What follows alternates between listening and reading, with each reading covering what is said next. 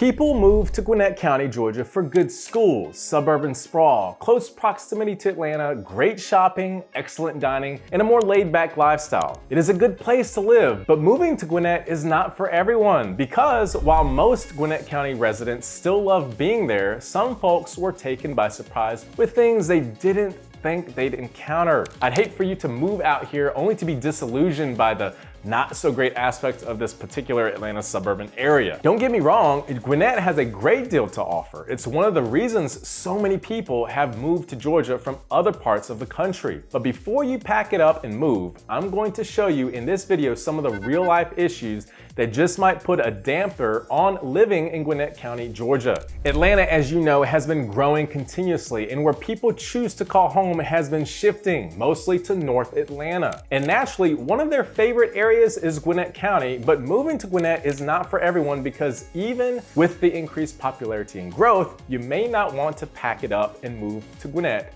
just yet. Let's talk for a minute about the ever-changing landscape of Gwinnett County, and I'm going to share 4 facts you must know before you go. So one of the first things that comes to mind when people talk about Gwinnett are the famous great schools everyone's always bragging about. Come to Gwinnett, they say. Top schools, they say. Well, I'm going to put a pin in the balloon right now when I tell you this. Gwinnett schools are not all top and they're not all great. The truth of the matter is that just because you live in this particular Georgia county, it does not guarantee you one of the best schools in the state. In fact, the Gwinnett County student test scores of public schools varies enormously throughout the county.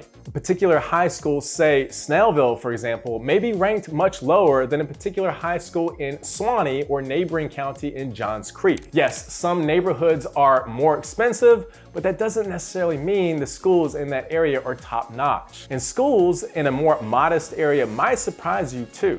So you really have to do your research. You cannot just blindly pick a house, any house, almost blindfolded in Gwinnett County and assume your kids will automatically be educated at one of the finest public schools in the nation. And I think that particular fact is a stunningly bad surprise to people who have just moved here from out of state. Now, the good news is that in Georgia, you do not necessarily have to live right in the district in order for your children to attend a particular school, but you do have to be close enough to get them there if they're not on the bus route. It's referred to as school choice or open enrollment. And keep in mind, merely selecting a school is not a guarantee that your request will be granted. Each district has rules and procedures for these requests, but transfers are often granted if you follow the school's application process and if they have the space available. I bring this up because, again, while Gwinnett has some very mediocre schools and some very good schools, you could also hit the public school jackpot because there is one public high school in Gwinnett that is widely considered the very best of the best. I'm talking about the 2025 #1 ranked public high school in all of Georgia that is also ranked #9 in the entire country. Yes, in Gwinnett County. I'm talking about Gwinnett School of Mathematics, Science, and Technology, or GSMST for short. As the name suggests, GSMST is a specialty college prep school for grades 8 through 12 and gets exceptional notices for academics, teachers, diversity, administration, and a student-teacher ratio of 16:1. Which is almost unheard of these days in large metro areas. GSMST, located in Lawrenceville, Georgia, used to be a charter school, but is now public and, for admission, only by lottery. And possibly because of that lottery system for enrollment, you should also be aware that GSMST has a total minority enrollment of 86%, with 32% of students being economically disadvantaged, making their exceptional test scores all the more remarkable. But if #1 isn't your ideal, especially for your children who are not college bound, fortunately, there are other excellent public high schools all over Gwinnett County. You just have to know where to look. The #2 ranked North Gwinnett High School is in Suwanee, Georgia, and #3 is Paul Duke STEM High School in Norcross, Georgia. But these two don't rank anywhere nearly as high in the state or nationally as GSMST. And you can see on a map that there isn't just one area of Gwinnett County that contains all of the best public schools. They're all over. So once again, I urge you, if you're moving to Gwinnett and have children, do your homework on public schools, so you can find one that suits your and their needs and sets them up for future success. And if you do need to take your kiddo to a different school in the county, I hope you've built in an extra hour to your work commute. Because that brings us to the second reason moving to Gwinnett is not for everyone.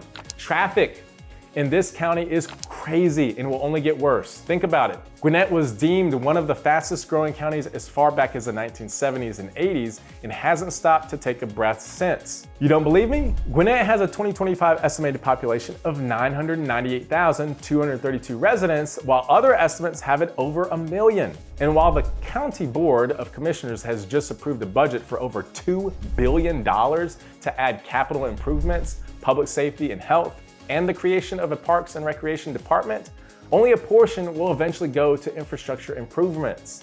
And present time, our roads are a mess. In fact, I live in Lawrenceville and I see this one road where there are orange cones that have been sitting out there for almost a year. Sometimes I'm thinking they had just forgotten and neglected their duty with the road. Let's pretend you live in Beaufort, but on weekdays, you drive your school-aged child to either GSMST or maybe to North Gwinnett High School. Then let's say you work in Alpharetta, and not the real nightmare of Buckhead or another place inside the perimeter. The Georgia DOT has been studying the stretch of I-85 between Route 316 and I-285 for several years now to create better traffic flows and less congested exits. With over 340,000 vehicles traveling that 18-mile stretch every day and almost half of them as freight, you're looking at southbound morning congestion on weekdays that extends for 11 miles. Not in the future, this is right now. As you can see, you really live your life in the car here. Metro Atlanta traffic has for years been considered amongst the worst in the nation. And Gwinnett County's growth means that even the once rural parts of Gwinnett are often a virtual parking lot, especially during rush hour. Now, if you're lucky enough to work and live within the county, the non-interstate roads, like for example, Scenic Highway between Highway 78 and Ronald Reagan Parkway in Snellville, you'll experience incessant crawl. But the Georgia DOT has been generating traffic studies and has eventual plans for road widening. Yes, this section has finally been approved for one additional lane on each side, but it won't be installed until 2029, when Snellville will have added more development, meaning more cars and traffic. You see the problem now? And if that weren't maddening enough, the potholes and infrastructure damage create a lot of wear and tear on your vehicle. In fact, I've had a flat tire 3 times in the last year and a half. This is largely due to all of Metro Atlanta being a major commercial transportation hub. And unlike in some other major metropolitan cities, Atlanta and Gwinnett residents have been and continue to be very reluctant to use public transit. Gwinnett County, unlike Atlanta, has only buses and they don't run everywhere or around the clock. So the result?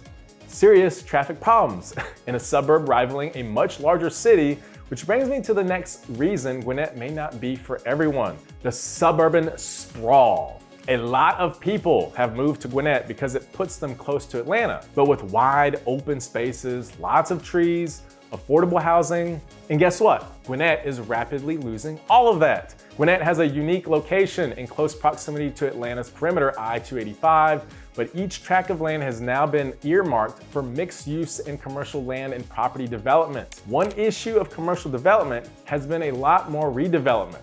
So it's become financially advantageous to buy a building, tear it down, and then redevelop it. And this sort of construction means existing companies going out of business, then new businesses starting, and the ensuing traffic. Take, for example, one commercial development, a 2,000-acre mixed-use project along Highway 316 near Decula.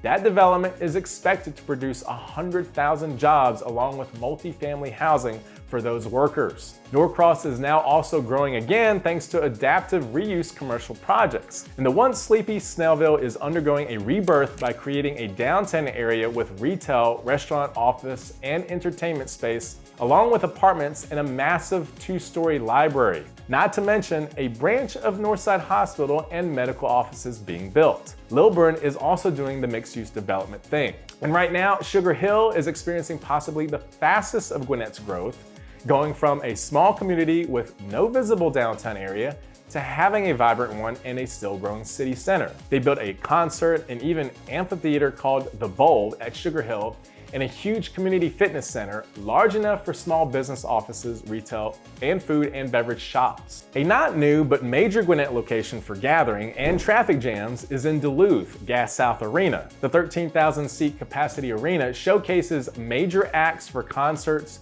hosts trade shows and is home to the ECHL Gwinnett Gladiators, an affiliate of the NHL Nashville Predators hockey club.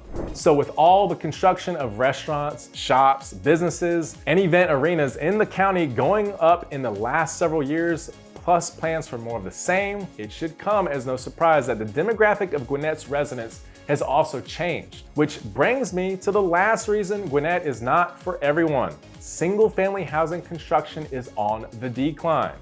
Now you say, what? What about all the new construction, Tim? What about all those new jobs being created? And I would tell you reluctantly, because don't forget, I'm in real estate, that while there are several new single-family houses being built, and there are plenty of existing single-family homes, the future of new developments in Gwinnett will include a much larger number of multi-family dwellings. What that means to you is that along with the new commercial construction, you're going to see a lot more new apartments, condos, and townhomes dotting the skyline in Gwinnett. That doesn't mean there will be no new houses, there will, just not as many new subdivisions as you might expect coming up. The reason has to do with the ongoing nationwide housing affordability issue in Gwinnett City and County planners recognizing a need to diversify along with the population. This shift shows that more single people are eyeing Gwinnett and moving here. In addition, the cost of land has increased significantly in the last several years, which would make single-family homes much less affordable. But there is good news. Don't forget, there are still plenty of existing single-family homes scattered throughout the county. You just have to know where to look. So my friends, those are the 4 facts you must know about moving to Gwinnett, because it's not for everyone. So I'm Tim Trevathan, your real estate expert in Atlanta, and I help people move from all across the country to call Gwinnett County and the surrounding counties and cities in Metro Atlanta their home. So if you're interested in moving, I'd love to help you in making your dreams come true and finding the right home. So call, text, email, message me, however you want to get a hold of me. And until then, I'll see you on the next video.